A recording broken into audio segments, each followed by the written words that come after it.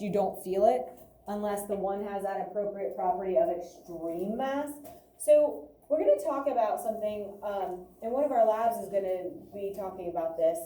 The idea that there's two things that are going to affect gravitational pull. The mass of the object and the distance, like how far away. We talked yesterday how you can leave Earth's gravitational pull and you'll be like floating, right? If you are entered into Earth's gravitational pull, it's going to pull you down, okay? You'll experience that. So this is slide number 25. And so they use this word called satellite as a generic term for anything, whether it's man-made or it is a natural object that is going to orbit or revolve around another planet or celestial body is another kind of generic way to say it. So sometimes there's like man-made satellites. There's probably millions of satellites, maybe not that many, but there's a lot of satellites up in space, right, that are for our GPS, they're for cell phones, like all kinds of things. We have, NASA has a lot of satellites that are up there gathering data. We have all kinds of satellites that we have put into space. There are other natural ones like stars. Hey, just hang tight, okay? I'm just getting that side down. Getting it, that others, okay, you're getting caught up. Okay, make sure you're tuning in and listening too. That should be done on your own time. I just don't want you missing out on this. But a lot of the things are like naturally found. So like planets, stars, dwarf planets. So lots of different things that are considered these satellites. We have satellites that will revolve or orbit around us. And they have mass, obviously. But Earth's mass is larger. Our mass is even larger than the moon, which is why the moon orbits the Earth, not the other way around. Whatever's the more massive object is going to be the one that has the stuff orbiting around it. The sun is the biggest celestial body in our solar system. That's why all the planets will revolve around the sun. But the moon is closer to Earth, so even though the Earth's mass is smaller than the sun's, the moon is so much closer to Earth that it revolves around us, and then by default, because the Earth is revolving around the sun, it kind of travels around the sun with the Earth. Yes? This might be a dumb question, but like, will the Earth like ever get like sucked into the sun? Should not, because an orbit is a set path, kind of like the lanes on a track. Yeah. It should stay within its orbit, all right? Something like extreme and catastrophic would have to happen for that orbit to change. Yeah. Okay, so should not happen. I'm getting hit by a giant meteor. Possibly, like if it's big enough with enough force to like pop us out of our orbit, potentially. Yeah, possibly. And gravity is what's keeping the satellite continuously orbiting. So again, this is a non-contact force. So there's no like big giant tether holding the moon, right, equal distance from the Earth at all times, right? It's just being held through that non-contact. And hopefully getting to play with the magnets the last couple days, you got to feel some of this, right? You got to feel that pulling together. You got to feel when you had like ends that pushing apart, right? You didn't have any like connection. There wasn't an invisible little rope that you were pulling to bring them together. And there wasn't like an invisible thing that you were poking or you weren't pushing them apart. They were just doing it on their own without a touch. And so gravity is working the same way. It's that invisible pull. And obviously, we all kind of understand gravity because we don't float, right? We know something's holding us down. If we drop something, it will fall. If we throw something in the air, it's not going to just keep going in the air. It's going to eventually get pulled down. So we have a good understanding of gravity. And that helps a little bit with this final non-contact force. Okay, so here is a huge key part of this unit. There is a difference between weight and mass.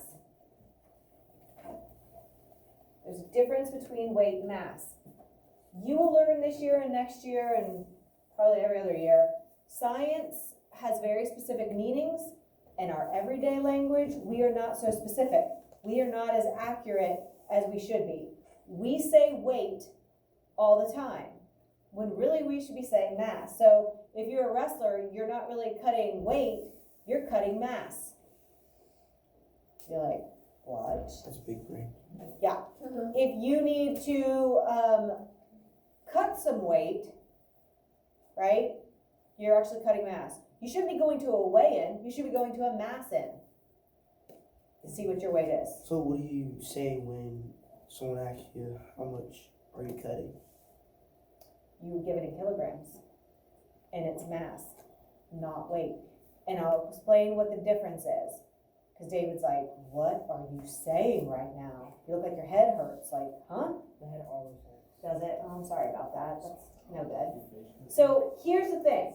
Weight, and this is one of your vocab terms, is the measure of how much gravity is pulling you down. Weight is the measure of how much gravity is pulling on an object.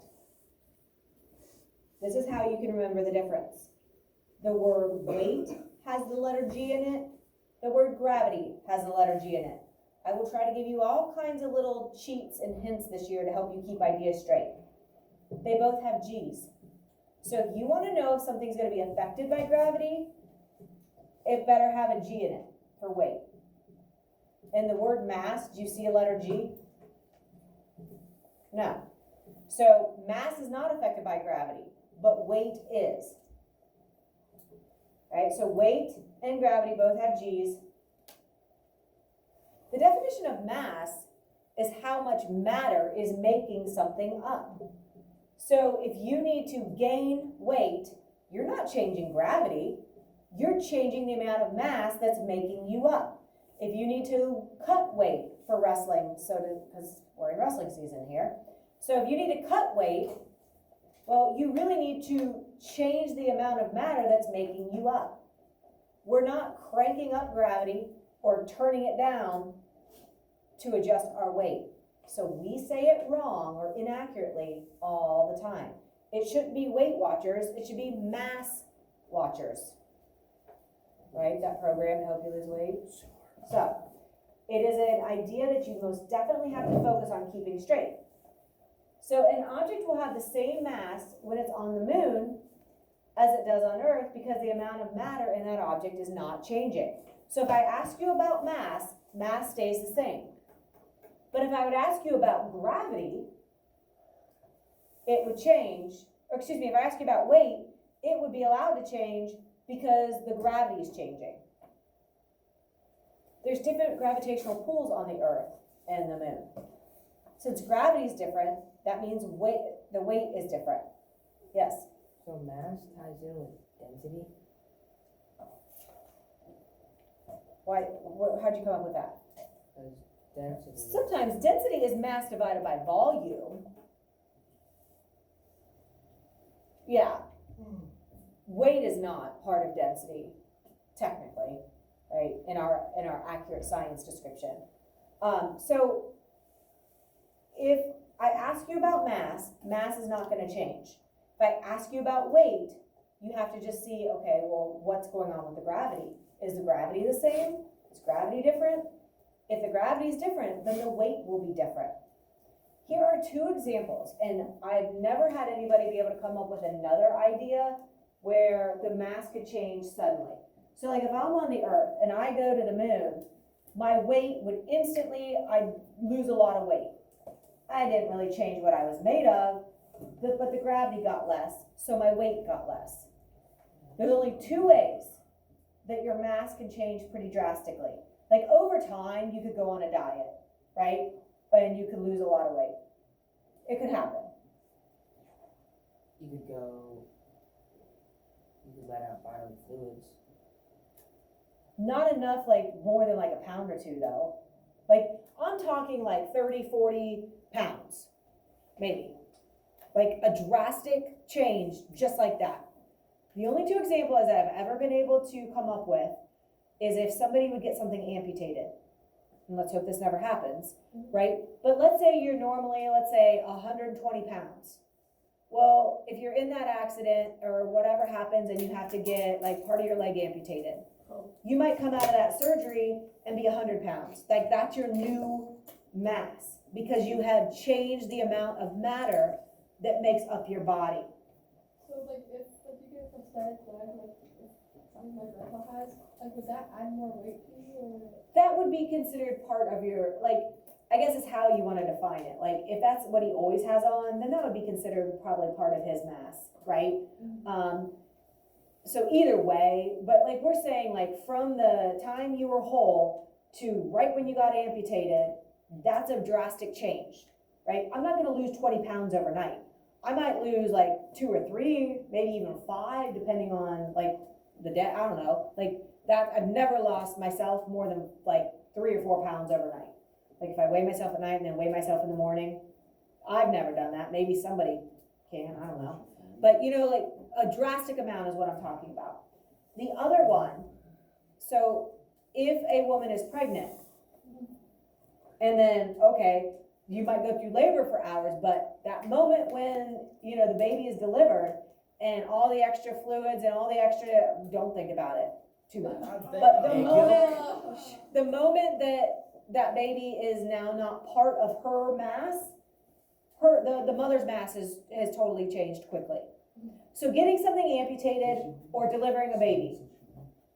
Think of like a dog that's pregnant, right? Well, let's think of a cow or a horse, because it's one baby usually. So like you see, like they have this huge giant belly, right? And then next thing you know, the foal or the calf is on the floor, on the ground, and like you can see the sunken insides of the mom, right? The mass of that mom has drastically changed just like that. Okay? I know, it's a little, both examples are a little like, The horse is the but same. it's true, right? You go from one amount of matter to a totally different amount of matter. Yes? We have sheep and like I help give like help. Yeah, help the deliver. sheep. And why does like the stuff that's on a baby look like egg yolk? Oh my Oh, ask your health It teacher. looks like a bad egg, like Yeah, bloody. it's just- You got doctors. it's just over part here. of- Yeah, Eric, would just you part of the afterbirth, like Look it up what, on because it YouTube. has to be in like, it's in that fluid in the sac, and that's part of Can you the make business. like Okay, a we're generic changing the egg? topic. Thank Yes. you. Okay, so here's the rule. Here's the rule. Anytime there's a different amount of gravity, an object that has the same mass will have a different weight. Mass will not change. So unless it says a person lost their leg, then the mass would change. Or the woman delivered the baby, then her mass would change. But otherwise, mass is staying the same. Obviously, we know like you can float a couple different pounds, you know, here and there, but we're talking, when I'm talking a change in mass, I'm talking like an extreme amount, 20, 30 pounds or more, yeah. So there was this like wrestler. that, Okay, it's about mass. okay, So he was like for the Olympics or whatever. Like he did think he was gonna win, so he started eating and getting big. And then once the match came, his brother like influenced him like to like, play. So he went into a bathroom and turned like hot water on and put a trash bag over and started bicycling. He lost like 30 pounds. okay, so here's the thing. Athletes, and my son could do this when he wrestled, like he could lose, when he was only like, I don't know, he was crazy, he was like 12. He could like lose like 10, 15 pounds, 10 pounds in a day, like if he needed to. Like, I don't know what he did, he wasn't that big, I don't know what happened, but like some people's bodies are more naturally that way, and extreme athletes who are used to being at a certain weight, that obviously wasn't really his body weight, it was sodium and fluids and food, and so once that was able to get out of his system, he went back to his more normal wrestling weight. So that's extreme, and like, let's face it, wrestlers are usually half starved, so like, you know, when you get food, then like you really like balloon up, and then it's easy to get right back down. So that's an extreme example, okay? Okay, so if we think about places that have different amounts of gravity, any suggestions or any ideas where that might happen? Jupiter. Okay? Your hand's up, what?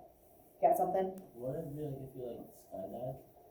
Nope, you're still too close to Earth's gravity. Because skydiving is pulling you down. But you wouldn't go as far down as you would if you jump. You wouldn't go as quickly Yeah. because you have air resistance, but you're still being pulled down because of gravity.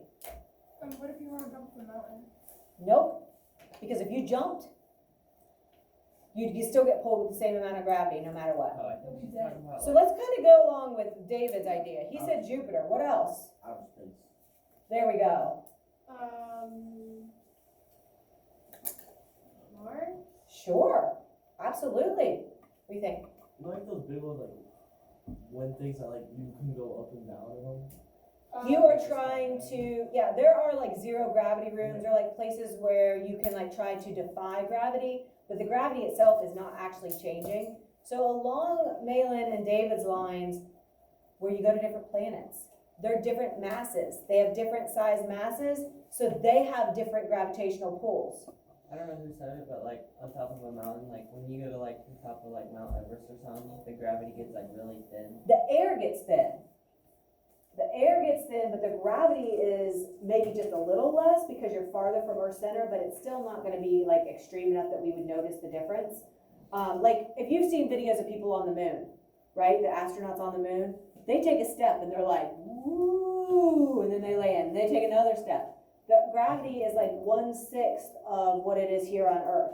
So gravity isn't pulling them down that far, okay? So, when you go to different locations, like in space, it has a difference. So like, here's the Earth, the Moon, Jupiter, and the Sun.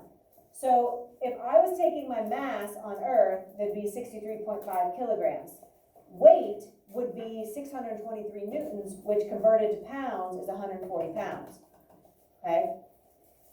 Mass, still 63.5 kilograms on the Moon, but my weight would only be 23 pounds.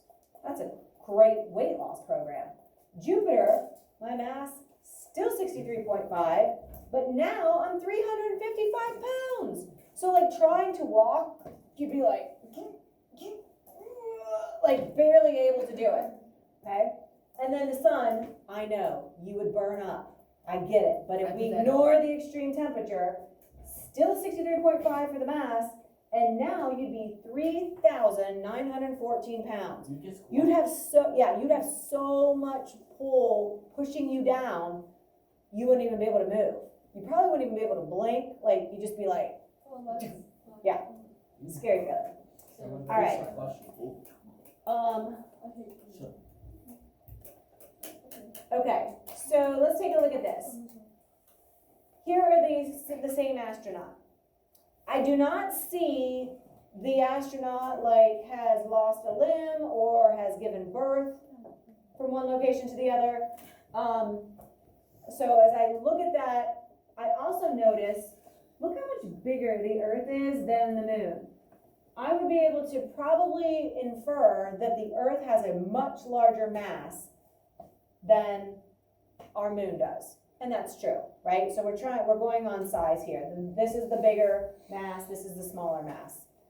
We know that the gravitational pull is dependent on the actual mass of the object. So we're dealing with two different kinds of masses, right? How massive is the object that's doing the pulling?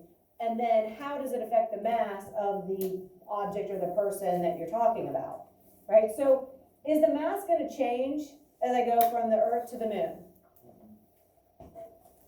No. Mass never changes.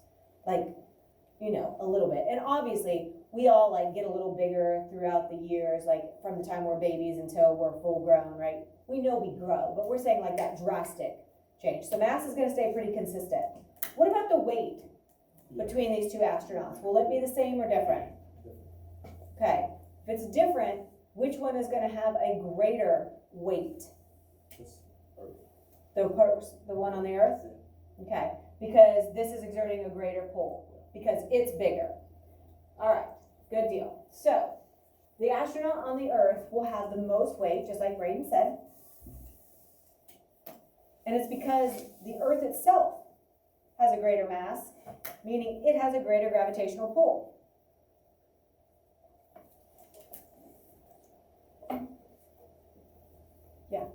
So like, how many moons does the sun have? I don't know. Oh my Google? No, but Yes. wouldn't the amount of moons that a planet have, wouldn't that affect like gravity on like a planet? No, it doesn't affect the planet that's doing the pulling, right? Yeah. because that's not changing. Just the stronger the pull, the more moons it might have in its orbit, possibly. One more thing, the masses are gonna be equal because the amount of matter has not changed. That astronaut has not lost a limb or delivered a baby or like had some catastrophic change in the amount of matter that's making it up. So you never would have thought you'd be talking about amputations and